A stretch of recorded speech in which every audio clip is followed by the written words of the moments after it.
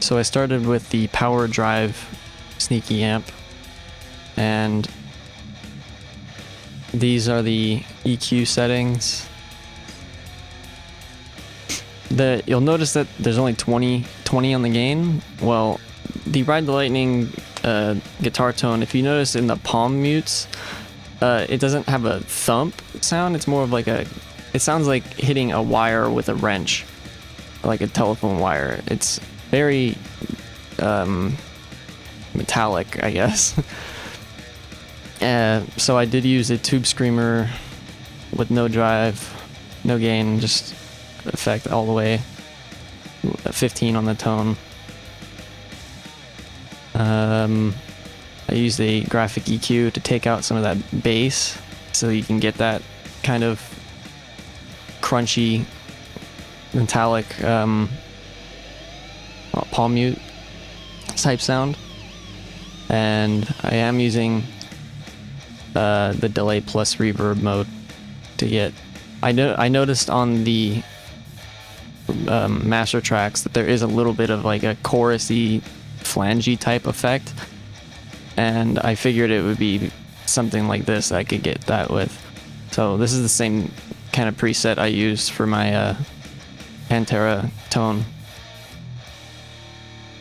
It doubles the guitar basically, and I have the range set to 8K on here. For the reverb, I used Hall, reverb time at 2.5, 5 pre-delay. Effect levels at 60. The low and high cut. The low cut's at 500. The high cut's at 5 kilohertz. Full density on here. The noise suppressors on 45 threshold with 0 release. And for the kind of global EQ here, they take out the 1 kilohertz frequency pretty heavily, and I did the same thing here.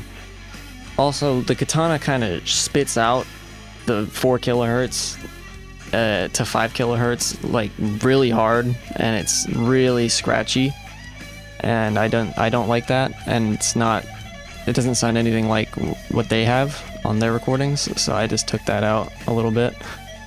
And the high cut on this is 8 kilohertz and low cut's at 80.